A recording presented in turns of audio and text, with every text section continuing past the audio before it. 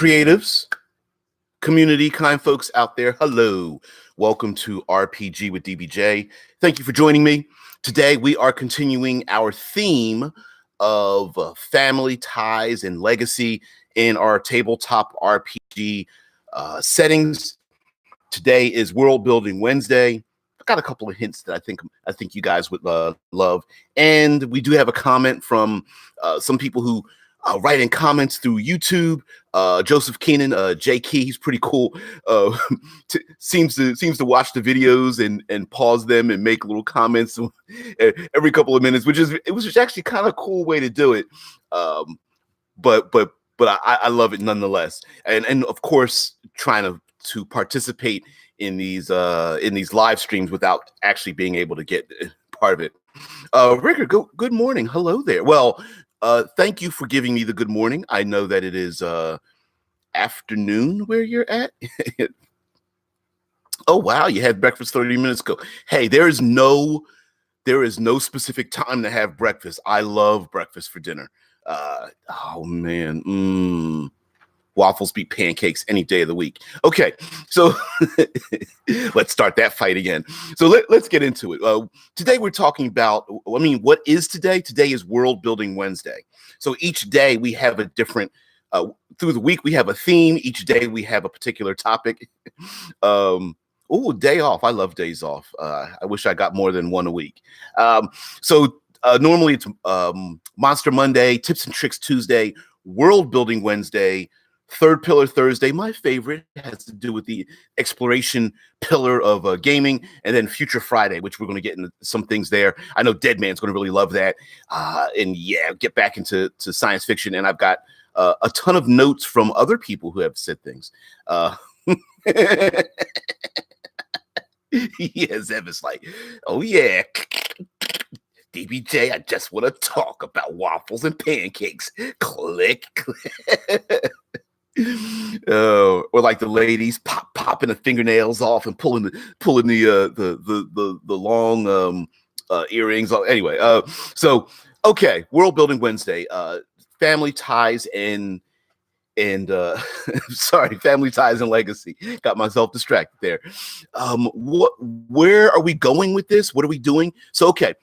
We are going to help others and ourselves in our own little group here build a legacy, a history, both backwards and a legacy going forwards in our setting. And we want to sit down at a table. We want to write notes down. Maybe the players have gone on a couple of adventures, and we're like, man, I really want to have a deep history in this particular setting, and it can be very difficult. So I am going to propose to you an extremely simple way of creating history on the fly, or even just you're in a bus, you're driving down the street, or you're taking a crap and you're writing some notes and you're stuck. I'm going to give you a very simple way of making history, but it will require you to, again, reskin things, take off the serial numbers and reflavor things. And then after I tell you this hint, we're gonna go down the rabbit hole on this one. All right, here's the very simple trick to creating, when world building and creating a history of things that happened beforehand. Thanks, Zeb. Zeb's like, teach me your ways. All right, grasshopper. Man, what a great show for its time. Terrible today. Sorry, talking about Kung Fu. All right. Pick 3 intellectual properties that you are familiar with. So in general, because we're together and we come from different walks of life, and it's very difficult to find out what kind of intellectual property that you're familiar with, I'm going to pick 3, or try to pick 3 that everybody knows about. And it doesn't necessarily need to be comic books or movies. Don't be specific with one area where your media comes from. So this could be novels, books, television shows. It could be sports, anything, but pick an intellectual property. So my first intellectual property is going to be Moby Dick. You don't even need to know the in-depth history of this intellectual property. So my first one's going to be Moby Dick, which means that we have an aquatic beast, a community that maybe does fishing or whaling or something of that nature on the open seas. It doesn't even need to be the open seas. It could be, if you want to go fantastical or arcane or like intergalactic, it could be a community that harvests something living out there in the open void or what have you. Yeah, the Legend of the Dragon Turtle. See, you're already going down the hole where I'm going. Okay, so you have someone, maybe a legendary sailor or explorer or discoverer. Yeah, Dead Man the Storyteller brings up a Spelljammer had space whales, exactly. And you have this individual or this legendary person that wanted to go after basically the white whale, the white elephant, the one that got away. All right, so that's one of them. That's just one. So now I need you guys to come up with a second intellectual property that everybody knows about. All right, not just something that you love. It doesn't have to be something you love.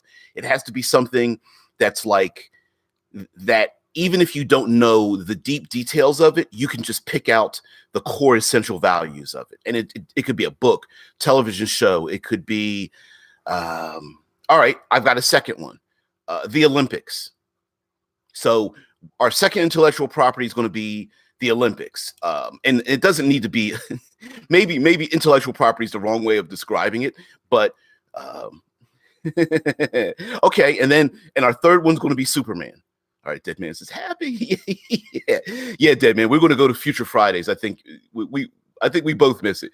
But anyway, so Zev brings up Superman. So I brought it. So we have Moby Dick. We have ourselves the Olympics. We have ourselves Superman. Here's the history. We're going to take those, put them in the order that we want. Right now, we're going to, and you can mix these the order you want them in. But for right now, we're just going to leave them in the order that I mentioned them. So we have Moby Dick. We have because I'm happy. Happy is a TV show on Sci-Fi. Yeah, Happy is it's a weird show. But okay. So we're going to go Moby Dick. We're going to go Happy. We're going to go Superman. All right.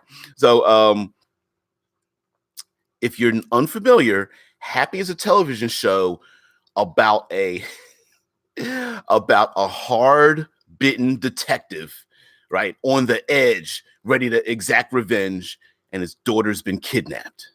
And he's being helped by the daughter's, this is being very general, the daughter's imaginary friend, a magical unicorn.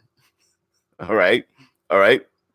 Tesla Ranger says this Storyteller originally is a graphic novel. I didn't know that. All right. And then Rickard says, I kind of like the Olympics as it shows we can get stuff from outside of fiction. Exactly. So what we're going to do is we're going to put them in. Yeah, Deadman says, oh, what the WTF? What did I just watch show? Yes, what the fuck did I just watch show? Yeah, pretty brutal show with this weird imaginary unicorn trying to help this detective find his daughter. All right, so but yes, the Olympics does draw on a few things, and I really did want to be very general. So we have Moby Dick, the Olympics, Superman. Sorry, Dead Man, we'll bring that up in a minute. So by combining all of those for a history, you need a history. Player characters come into town. You want to create this culture. So imagine, if you will, in the long distant past, this culture went out. Let's make it Spelljammer or something. They go out into the phlogiston, the void or whatever, to go after these whales. There was this one great hunter who goes after the whales and was known about that. Now we move into the Olympics. Maybe now, as a culture, these people consider it, or they created a sporting event, the best travelers or hunters or sportsmen in an honorable parody of going after this great whaling community. Maybe this community doesn't need to do that any longer, or they don't even have to kill these whales, these space whales, any longer, but they have these competitions where they bring people from all different walks of life and they come into this community to test their mettle. And maybe it's a test of the best ships, the longest durations, the longest harpoon throws, and those kind of things. Rickard says, like a worldwide contest, the search for the one that would become the champion to go out and hunt the mythical beast. Absolutely, that's a thing as well, where they could be having a competition to find out who it is who will lead this one specific expedition to go out into the wild, right? They don't need to hunt down every space whale. Maybe it's just hunting down just one, because maybe hunting just one will keep the community alive for maybe there's some kind of a seasonal thing. Hey, if we kill one a year, that's all we need, or we only need to kill one before the great winter comes in, or the solar flares hit, or something like that. So that's the second part. And then the third part is Superman. Now, how does Superman fit into all of that? Well, we don't know.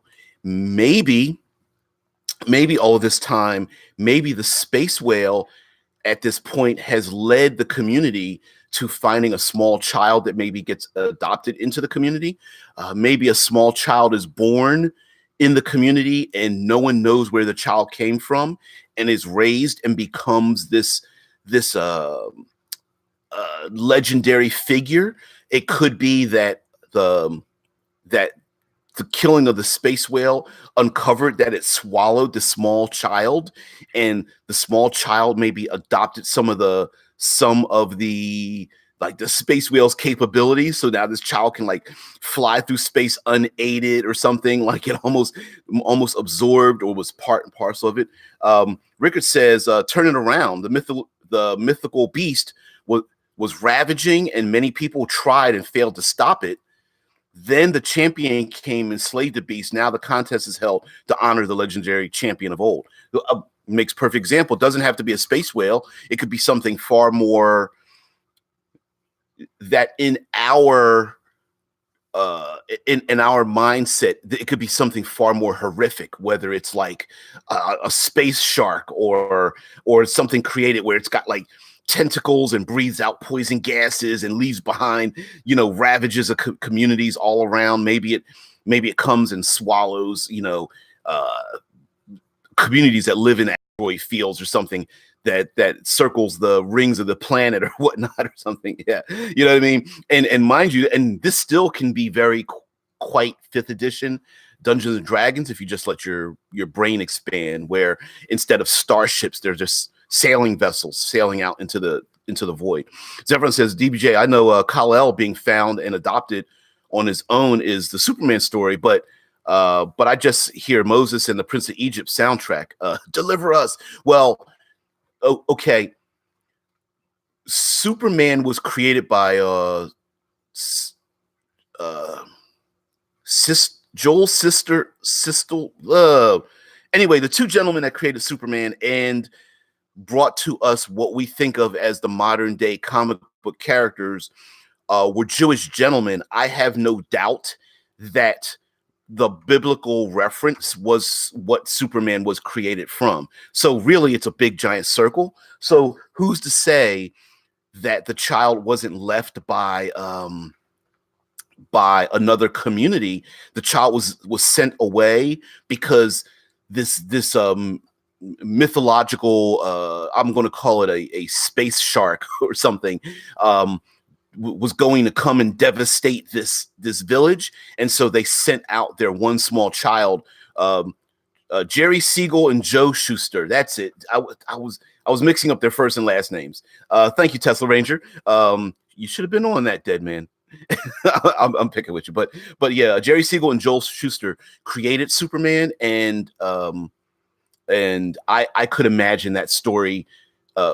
Just because of their culture living in New York, and the Jewish community at that time was kind of considered like, secondary when it came to publishing at that time. So yeah, Zevron says only the burning bush was a hologram of his dad. Yeah. Rickard says, Superman, Moby Dick, Olympics, champion of peace and justice, sought to hunt down the mythological beast, but disappeared while trying. Now the Olympics is held to honor his memory. Okay, I could see that. Or I mean, not or. In addition to that, maybe someone. Okay, let's imagine Superman has this mythological individual that hunted down the mythological beast, disappeared, and then we come up to modern day. So, okay, I'm going to pause slightly on this. You guys see where I'm getting at, right? Pick three things. It could be very general. You pick like three things, you put them in the order that you want. You can change up the order, like Rickard is saying, Superman, Moby Dick, Olympics, putting them in a different order. So starting out with the Superman type character, and then going in a particular order that you want. And then boom, you have yourself a history, a legacy that you can think about. Rickard says, have the Olympics be a trial of various accomplishments he did, so not straight up sporting events. I absolutely, I'm with you on that. Like the trials that the trials of Hercules. You know, the Superman character maybe lifted a mountain, flew around the world, blew out a fire with his breath. You know, the classic Superman things. But instead, the champions are mortal and they have to try to accomplish the same things. So maybe there's a series of stone blocks like the strongman contest, and each stone block is twice the size of the next one until you get like a stone block that's the size of like a small house or maybe a keep, and then it goes up to like half the size of a mountain, and mortal characters have to figure out how to lift them or move them, and maybe not just strength but intelligence helps them do it. Like what's the comment? Give me a lever strong, give me a lever long enough and I can move the earth. So it could be not just strength, but it could be magical abilities and people working together. Like, okay, everyone get on each quarter and we're going to lift. And then someone else is like, we're going to get some wood planks and we're going to make a lever and we're all going to sit on one side of the teeter-totter and try to push it down or something, right? And that could be part of achieving what this person did or something like that. Dead Man says, and since we're doing world building, the legendary hero is your ancestor. Absolutely, I was going to go there. He got there before me. But again, we did this in less than 20 minutes with some simple things and just us spitballing, right? Imagine sitting down for an hour or 3 hours, or you're at the table and you're like, man, I need to come up with a real quick history. Man, I don't know what they're visiting the swamp. Oh, I didn't make up anything for the swamp.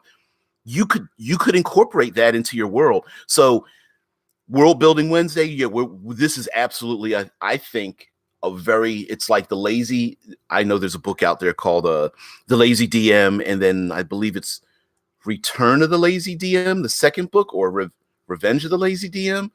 You guys know the title of the second book that's just been released by Sly Flourish, but you get what I'm saying, right? It's a lazy DM tactic. I don't even know if that's in the book because I don't own either one of them, but I'm thinking about getting them. But long story short, that's a thing. Rickard says to build on that, Dead Man, you can go bloodline or reincarnation. Have it be that the one who completes the one who competes being the one who's going to slay the beast. And it could be a weird, cool destiny kind of thing that there's almost this reincarnation destiny figure that arises that becomes the champion / Superman character that goes to slay the beast in the first place and then disappears.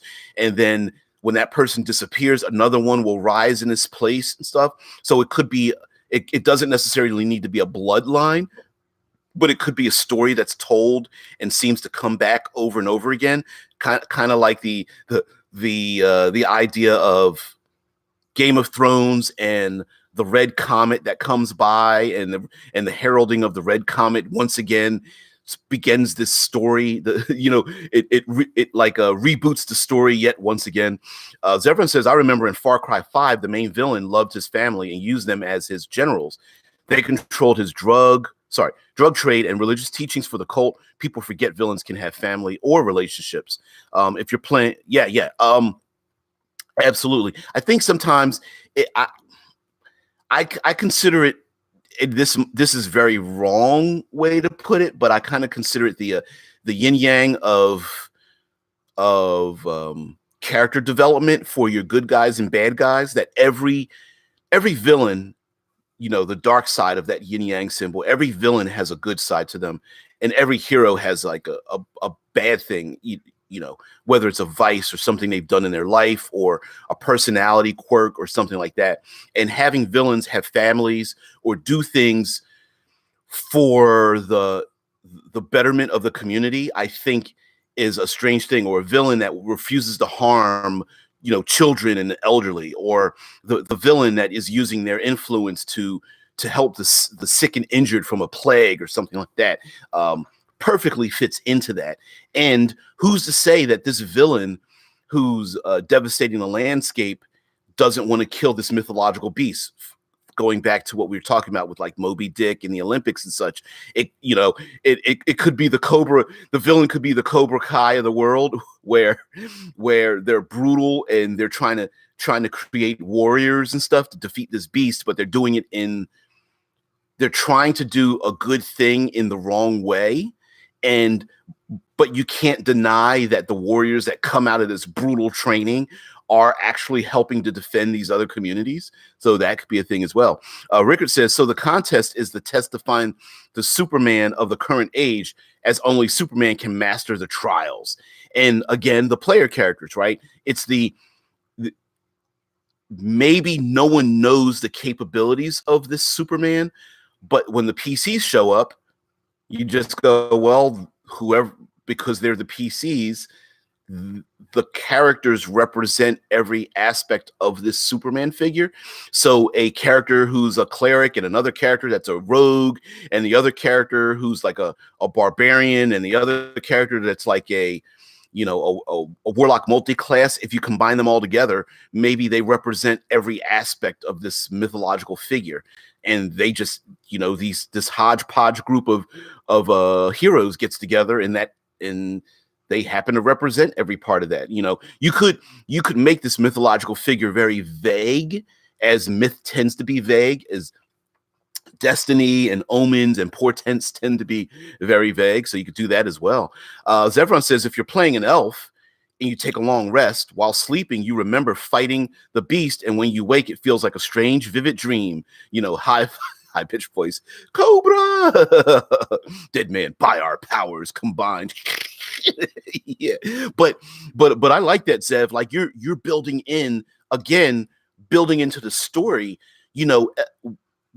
We get the idea that classically elves, that they don't sleep, but they kind of meditate or go into a dream state. Maybe a wizard or the cleric is meditating or trying to pray with their gods. Maybe they have a fever dream. Maybe the warlock is visited by their patron, and they are given visions of the trials and the beast and the hero of this story.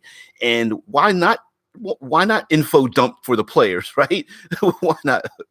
Thanks for the apology up front there, man.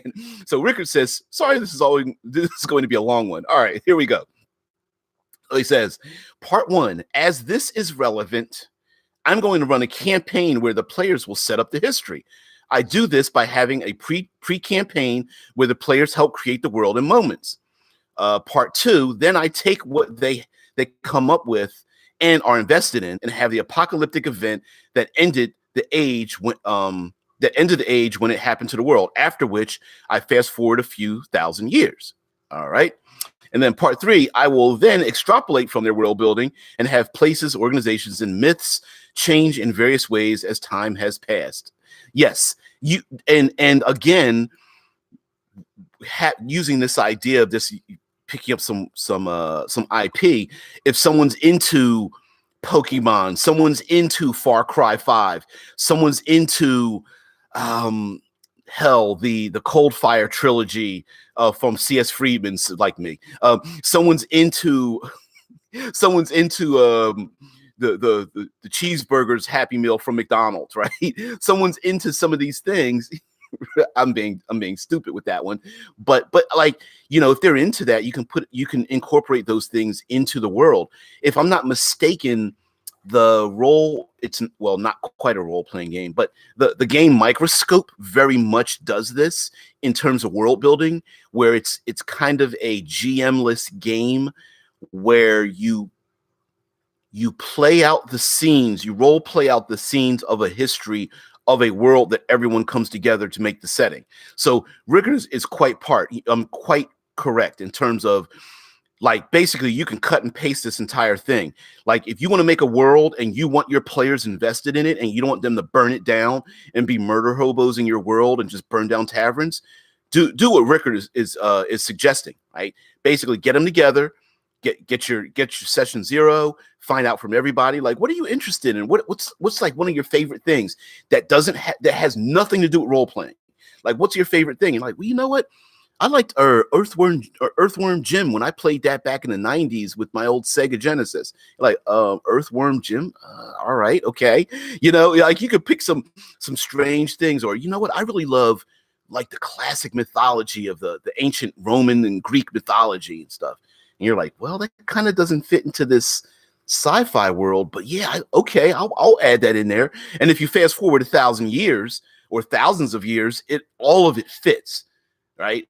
So yeah, Zev says, DBJ, you said yesterday you wanted to go into Daredevil's Kingpin and Wesley. Yeah, yes, I did. I wouldn't claim a McDonald's cheeseburger as an intellectual property. It's property. I don't know how intellectual it is. Yeah, we're gonna go into that. So Rickard finishes this out, or maybe doesn't finish it out, but gives a part 4 and says, so part 4, when they play the real campaign, they will recognize myths and the broken spires, but the good organization might have turned morally gray, and it's morphed with time. Finished out. I love ideas where things morph over time. The good paladins order that dies, and then 3 generations have passed, and now that paladin's order is like they're like the black guard of the world, right? They're these brutalistic, organization, i.e., using the yin yang idea, where you take good and turn it evil. You take the evil and have a little bit of good in it. And I did say yesterday I wanted to talk about Kingpin and Wesley.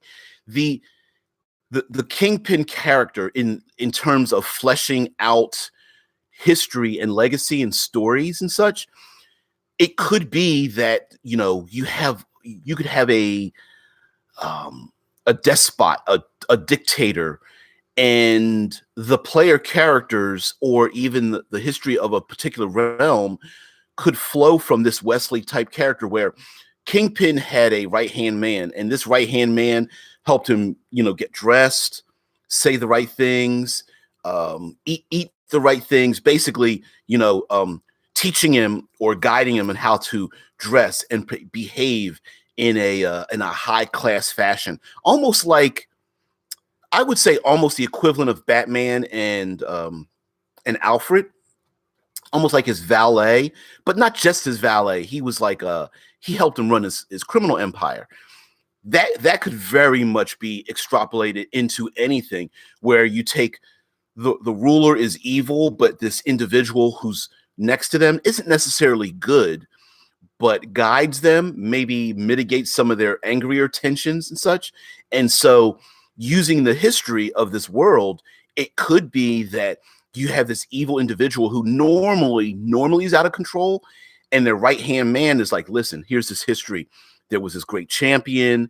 They hunted down this beast. We ourselves could recruit our own heroes to take down the beast. Maybe that's my suggestion to you, my lord. And then this great angry lord is like, Wesley, or we don't have to have that be the name, but you get my point, right? It's like, Wesley, you bring up a good point. These heroes do not have to be our adversaries. Maybe we can get them and recruit them to do our dirty work or something like that. And again, the players might find themselves to have a pretty good relationship with this Wesley type character, who isn't necessarily evil, but just surviving. Maybe in his own way, he's keeping the Kingpin in control. In his own way, he thinks he's the hero. Like, you know what? I can't take this guy out, but what I could do is try to guide their anger and their rage and this individual's quest for power in a direction that does the least amount of harm. You know, as everyone says, I remember in Bloodborne, the eventual hunter, the monster slayer of the church, asks you, while transformed into the very monsters he helped hunt, you know, good hunter of the church, quote, good hunter of the church are my church hunters, the honorable Spartans I hoped they would be. So okay, so I think what you're getting at,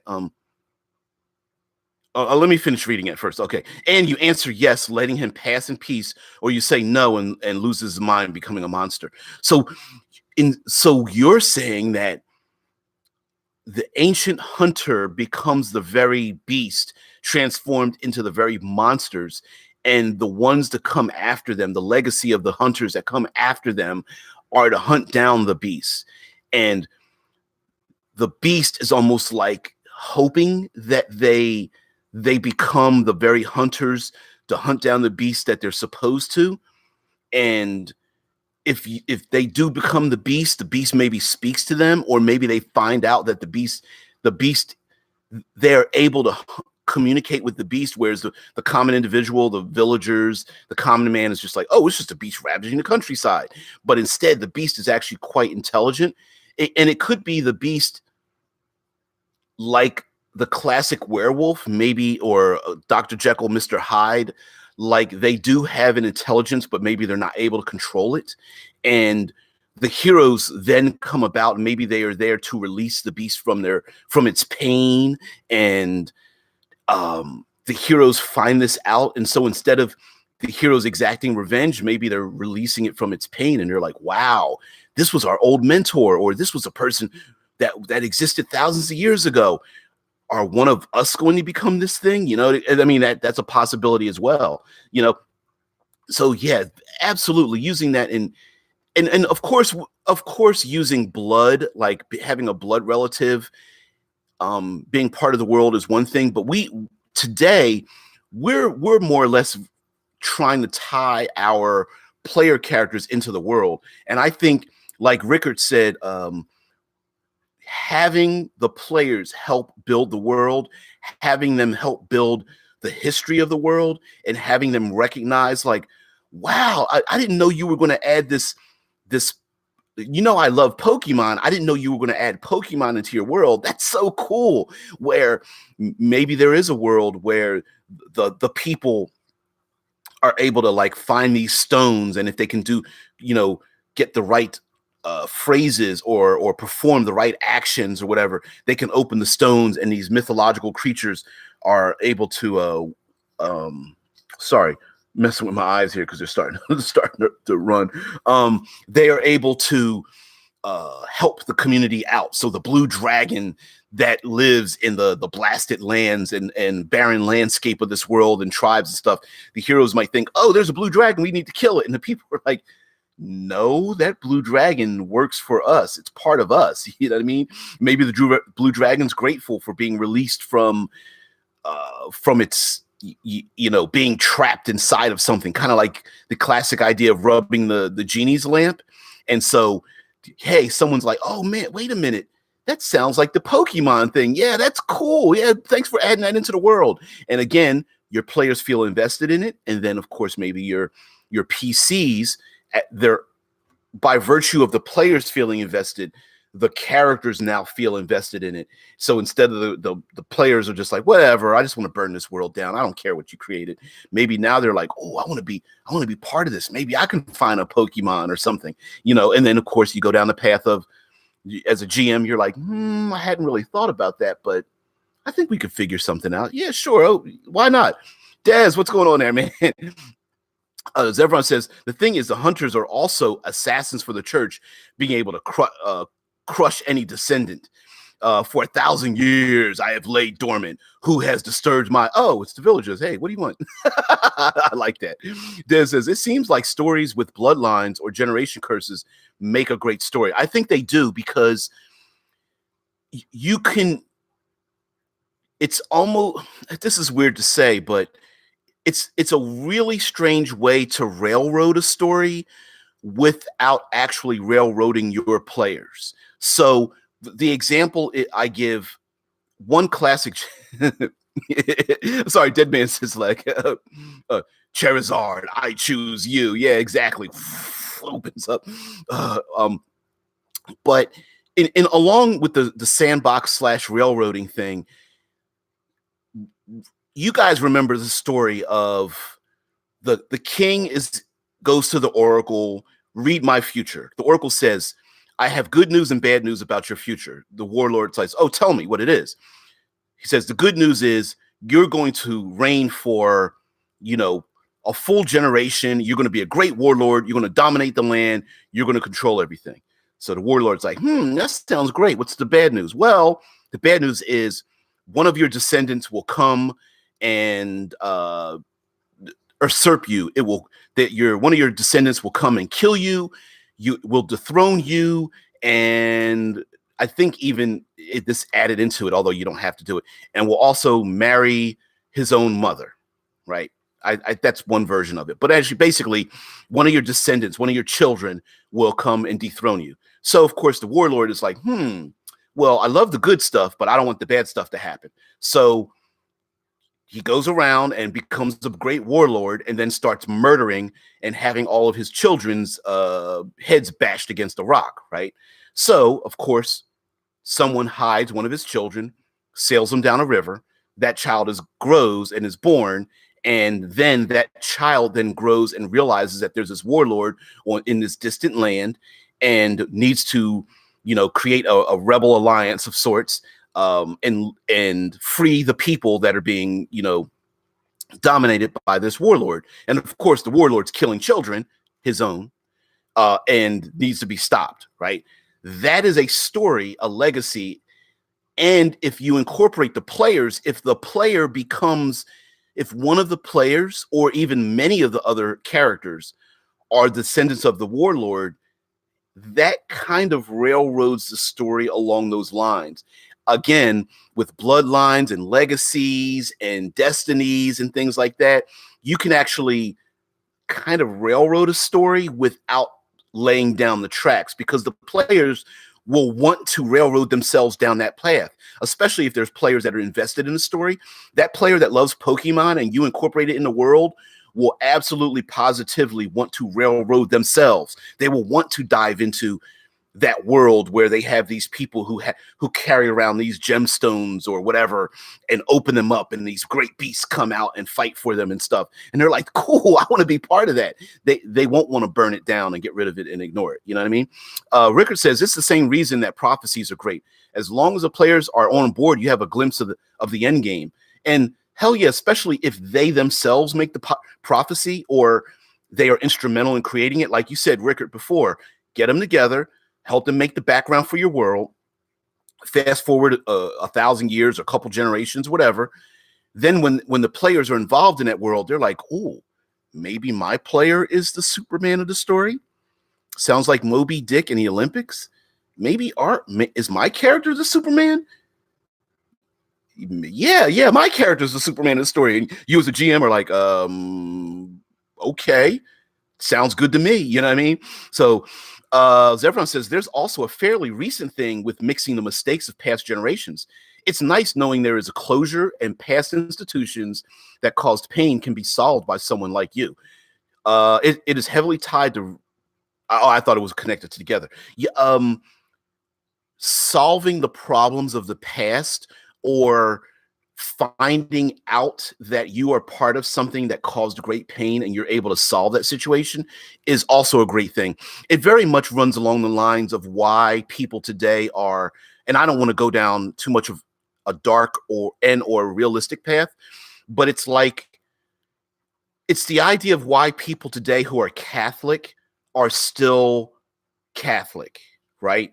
It's yes, my religion may be the cause of causing great pain to other people, and all of us, whether you're religious or not, feel that maybe we are part of a community, a faction, a belief system, maybe politics, whatever. We're part of a community that may have done bad things, but we also see the good, and we would love to be the heroes that bring the good out of the bad, right? I'm going to bring specifically like the African American community in the United States. Like we leave a legacy of bad things, but we see the good that's inside of it through bad things that have happened to the community. And so it's a weird thing to embrace the bad but also the good.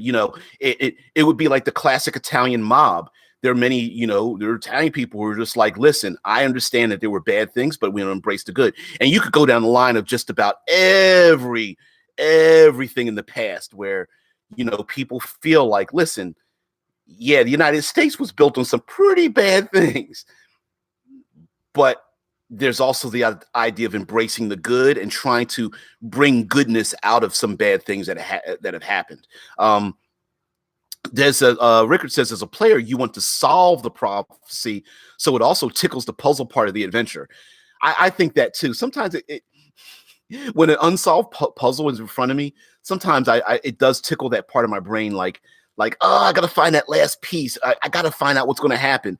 If I find out my player character is the survivor of this evil warlord that was killing his own people because of a prophecy that this was to come about, I kind of want to be that person, right? I want to take out that evil warlord. You know what I mean? Des says, sounds like a Beowulf story. I absolutely, and I saw that in the chat, by the way. Don't worry, I read the chat while I'm talking, so I'm not missing it. I'm not ignoring you. I am cultivating what's in the chat to go along with what we're talking about. Trying to make nice segues if you get it.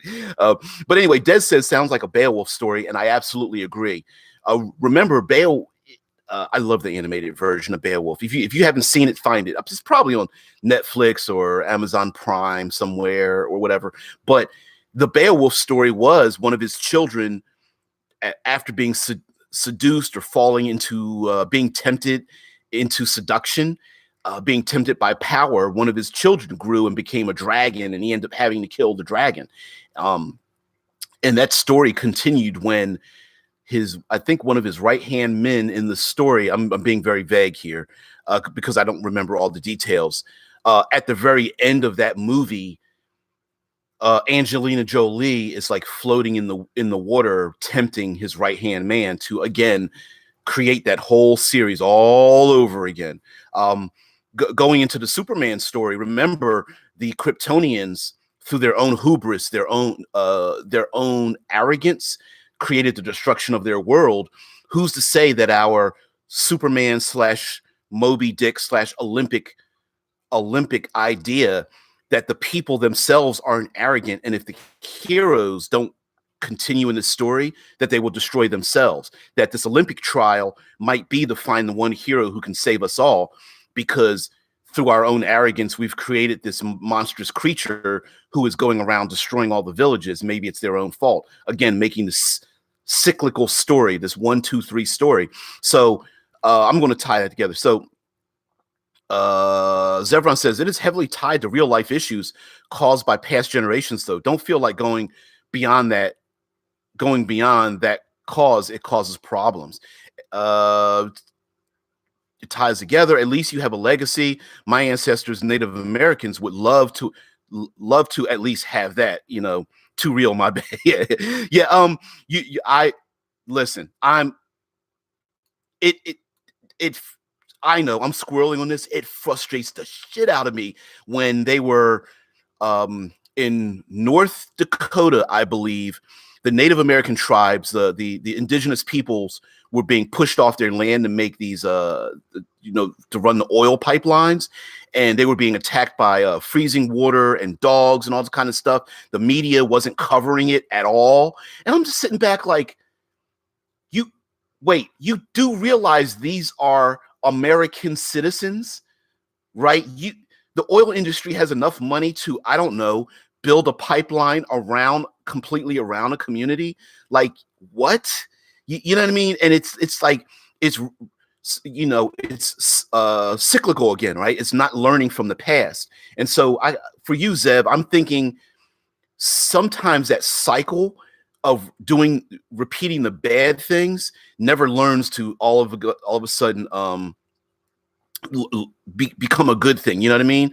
Um, the Dead Man says the animated Beowulf can be found on Amazon Prime, Hulu, or Vudu. Wow, thanks for that. And by the way, that I love that animated series, the Beowulf series. I wasn't sure if it was on Netflix or at least Netflix in the States. I know there's different countries have different versions of it, but yeah. Zev says the animated version is a lot easier to absorb than the book. God, is that verbose? I tried reading I actually tried reading the poetic odyssey of it. I couldn't do it. I couldn't get through it. I'm sure it's great. I just couldn't do it, and maybe that's my own failing. Zev says, then they wouldn't have all the money to be checked. Well, it boggles my mind that billionaires, multi-billionaires need more billions.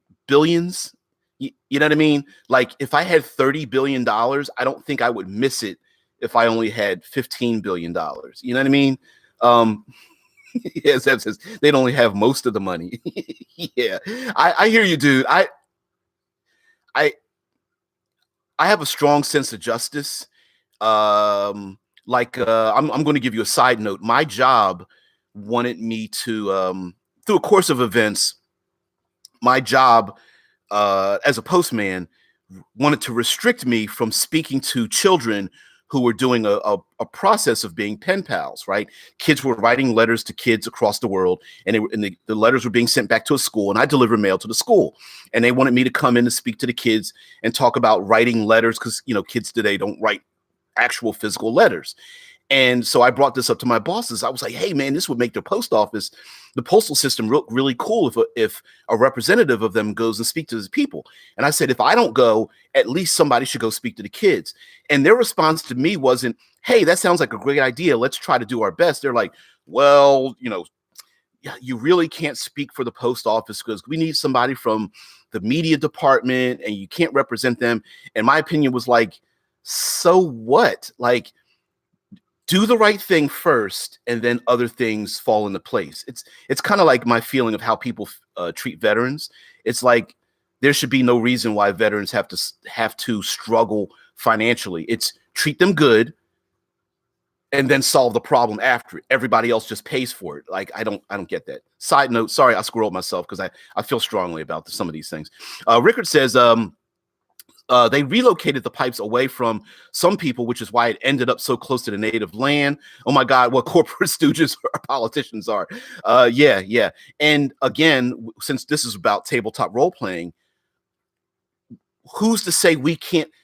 Again, this is an intellectual property, but you could take these real life things, especially if your group is like into that, right? Like not saying that you want to include real life politics into the world, but you could twist this kind of thing, like maybe there's magical ley lines or something, and flow it into your world where maybe there are wizards who are draining the landscape. Maybe there's a druidic cult that's like, you guys need to stop deforesting this area. Or maybe there's a clerical place where, hey, these are divine waters. You can't just drink this stuff and, you know what I mean? Like, this is like our fountain of youth, and you're just trying to like divert it and make a dam out of it and like fish in it and like swim in it and wash your clothes in it. Like, you can't do that. And they're like, why can't we? You know what I mean?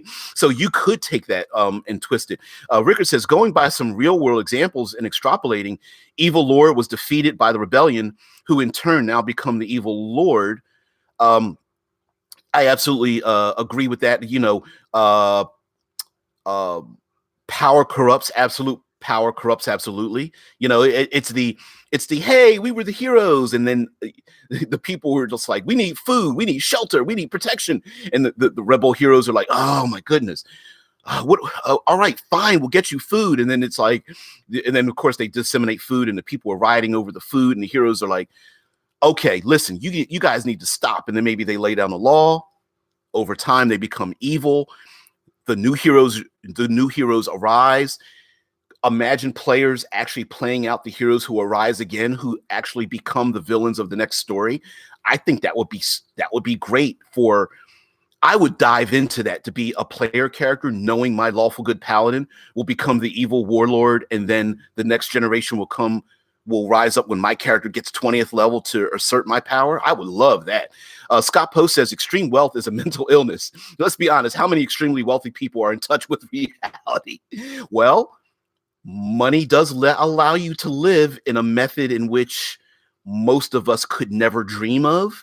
With enough money, you can live in a adult diaper, having your butt wiped by people and suckling on the teat of a lactating, I don't know, prostitute or something. Like you could live that way, right? Michael Jackson is a great example of an individual who had so much power and influence. He could live the way he wanted, even if it is devoid of reality, and you can pick a ton of powerful people who are just like, you're scratching your head like, what? Wait, what? You know what I mean? Zev says, there's a saying, a man with only a penny would give way more than a multimillionaire with so much they couldn't physically spend it in all their life. There are videos of a person who did an experiment where he pretended to be homeless, videotaped himself, and asked for money. And when people passed him by, even if they didn't give him money, he then suggested, hey, I have money. If you think you need some money, here's some money for lunch or something.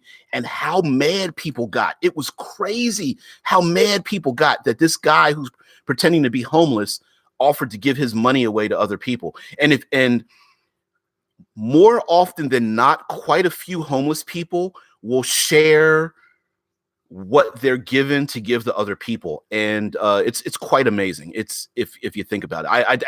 Zev, I absolutely positively agree with you. Dead Man says real life is the ultimate IP. hell yeah. Life is stranger than fiction in many ways. You can pick you can pick some very strange stories and really twist them into a history, and especially if your players are very much like hey, they're snapping their fingers like, I remember that story, and go like, oh man, I can't believe you included that story about that thing, about that guy that did that thing. You know what I mean? Some far too often the stories are pretty horrific, but there are some humanistic, amazing stories that happen very often where people are just the best part of those people come out. Again, the yin yang, you get a huge amount of dark stories, and then you have this bright light in the middle that can come out of it. Zevran says, back on topic, I imagined a world built on bloodlines would have huge values placed on tradition and obedience. Maybe the families are seen as the pinnacle of society, so being married to one raises you in status. Or maybe the families hate each other and this causes issues in politics or open conflict. Yes. Think of any famous family, royalty, hell, of your own family, where are you loyal to your bloodline, or are you loyal to your friends, your extended family? Maybe this is a dark way of going about it. Maybe inbreeding creates the sorcerers of your world, the power level. You know what I mean? The 25% that are brilliant and the 75% that are mutated. I read that up in the chat, right? I mean, in the comment from the video previously, right? Comment on the video previously. But who's to say that one of the player characters is like, I don't want to have sex with my sister or mom, right? It's like, that's nasty. But these people are like, but we have to extend the bloodline. You're required to do it. And you're just like, I'm not doing that. But maybe that came about because of some like post-apocalypse that happened where the only way they could survive and carry on the bloodline themselves, when there's only 18 members of the family left. But today, 1,000 years later, there's tens of thousands of them. Maybe that became a necessity to live, and then became something that became part of their traditions and histories, right? Sometimes some of the dark things we do in present day are due to histories in the past. Rickard says, speaking of money, and sorry for the squirrel, PCs tend to have more gold pieces than some fantasy nations. They sure do. And again, you could even play with that. Like, you could even add that into a background. Like, there were these great heroes who discovered a treasure hoard. The dragon's treasure hoard that was more money than the entire world combined. And maybe that disrupts the world so much that it throws it into chaos. And then 3 generations later, the player characters are like, what the hell happened around here? You know what I mean? Zev says, I blame that on the game not having enough to spend money on. I agree. They left the gold pieces and the money in Dungeons and Dragons as a legacy issue and never dealt with the ramifications of it. It's like, oh, we found more gold, and yeah, do we build castles? What do we spend it on? And of course, everyone's like, I want to spend it on magic items and stuff. I absolutely agree. Zev says, in the Netflix show The Dragon Prince, the human king of the city we start in is the father of the main characters, and his best friend is his advisor or court wizard. The king commissioned a painting of him with his advisor the day he became king to share in his momentous day with his best friend. See, I love stuff like that. I love the little moments where like maybe the small thing, like having a painting commissioned, becomes a great story element as to, the king taking over, and maybe the legacy, maybe the painting is found in a basement covered up or something, and the one of the player characters doesn't realize that their bloodline comes from this, this dragon prince or something. I mean, you could go so many directions with it. Record says, oh dear gods, PCs going into a city and spend money, and suddenly gold in that city becomes worthless as they put too much in circulation. Of course. And, there's whole stories like how player characters having wagons full of gold, there are going to be pickpockets everywhere. You are not going to be able to save every single piece of gold or go crazy trying to find every piece. As one piece and another piece falls on the ground, you're going to have thieves. You're going to have people trying to seduce the characters, become con men, have that money spent on worthless projects, having good people try to spend it on impossible odds. I mean, is there a banking system? Are there people trustworthy? Maybe there are kings who are pissed off. Like, you can't disrupt the economy at all. You cannot go around spending hundreds of gold pieces when the average citizen only has a few copper in their pockets. Like, you are literally going to destroy society far greater than the dragon you killed to get the gold in the first place. You know what I mean?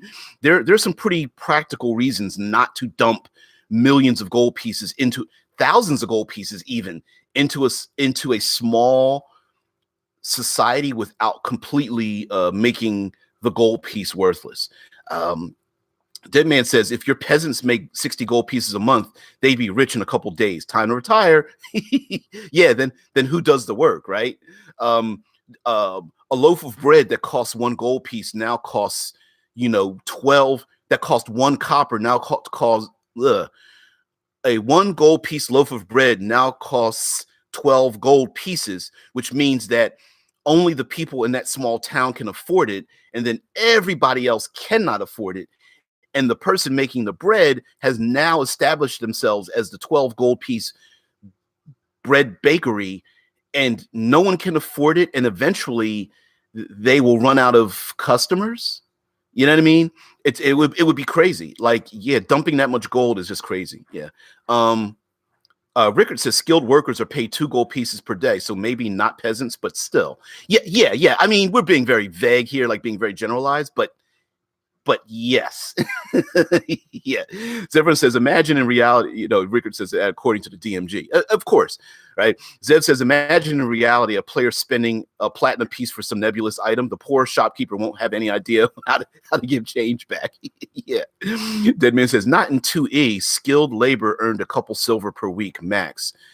Derek Evans, I've been lurking. you can't lurk and then say you've been lurking, dude. That Rickard says it's like the African emperor when he traveled through Egypt and killed the Egyptian economy for years. Yeah, and imagine that's the whole story. You too, love you. Before we end this, okay, because we always have our best ideas at the very end.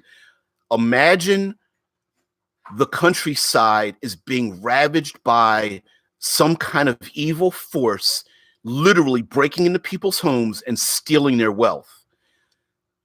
The PCs come along a generation or two later, realizing that people were getting killed, stealing their wealth, all because a faction was created to reestablish the economy that was destroyed by a group of adventurers many years ago, to get the economy back in line by getting the diamonds and the gold and the platinum that was dispersed by these great heroes many years ago.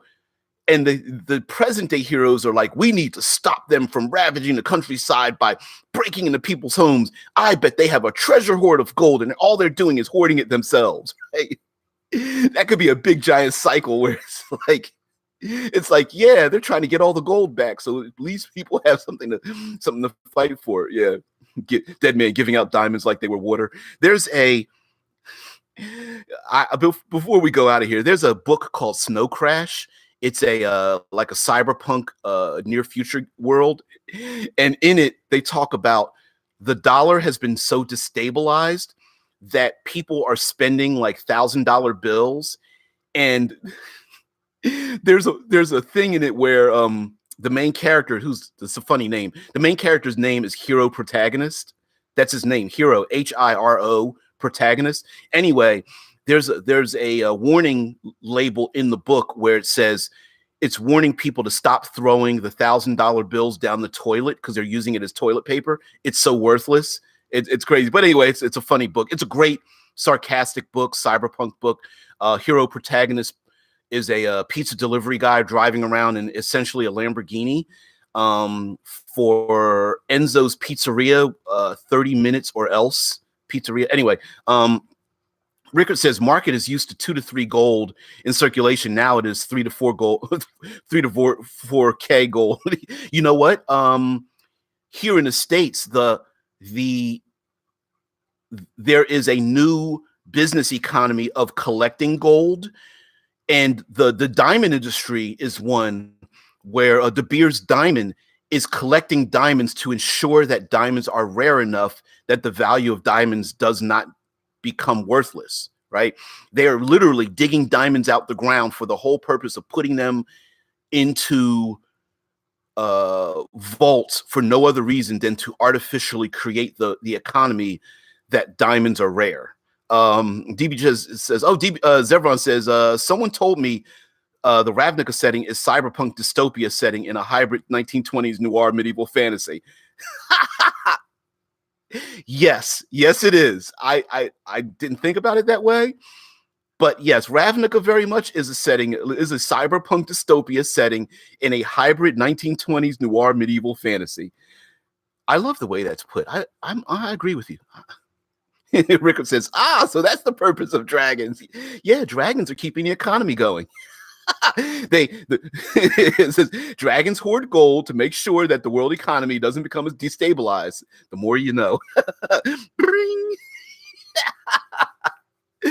Hell yeah. Yeah, dragons and the dragons are also killing off the heroes who leave the main towns to go off into the far realms, so that the heroes don't become the individuals who then dominate the world. So dragons are killing the great heroes.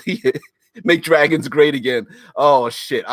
You gotta have like a baseball cap that's like green or purple or something like that. Just like you don't make it a particular color. But yeah, they're gonna keep the economy going. They are innocent. Yeah, dragons are like, oh man. The work we do sitting on these thrones. Yeah, no collusion with the evil wizards. You guys are so wrong. Oh man. Oh wow. Trying to collect all those message spells. Yeah, the gold cap. Oh man, Ricker says, "Holy shit! Dragons are the keepers of balance and keep the world stable. Hoard the gold and make sure heroes don't destabilize the world." Yep, platinum cap for the Bahamut. Yeah. Oh shit! What a great way. Oh man, what a great story that would be. With the players are like, we've got to kill the dragon. The dragon's hoarding all the gold. They find the dragon. Dragon's like, listen, I'm just trying to keep the world. That's the whole point of us being around. Sometimes we have to do some evil things, but us chromatic dragons, that's our point. I know the good dragons. I know the metallic dragons are trying to be nice about it, but us chromatic dragons, like, we've got to stop this, or all those platinum pieces and electrum pieces in the world, we got to collect them all. All those gold pieces you guys are spending, yeah, metallics are communists. A rainbow cap for Tiamat, yeah, platinum cap for Bahamut. Oh man, mind blown. You're like, yeah, we're not greedy. The true red dragons, absolutely. Oh, make dragons great again. All right, you guys are crazy. All right, I'm not going to. I think that's the greatest salutation ever. Thank you guys. Thank you for joining me. Thanks for going down the deep dark path we go down for these for World Building Wednesday. Of course, tomorrow is Third Pillar Thursday. We will do that. Next week, hopefully, I will be doing some interviews with one or more people in their creations and stuff. So yeah, no, you have a good day, Zevron, and everybody else who joins in the chat, and of course Derek Calvin, who pretends to be lurking but then puts a comment in like, I've been lurking. Like, you can't lurk and then say you're lurking, dude. You got to stay invisible. Well, you don't have to stay invisible, but you get what I'm saying. Guys, everybody out there, have a great one. Joseph Keenan, I know you watch these videos and you get to the end. Keep putting in your comments as well. He's got some great comments we're going to absolutely do for Future Friday. We love myself some transhumanism, so I hope you guys go with me. Everyone, have a great one. Hasta la vista. There you go. Thanks, Scott. See ya. Bye.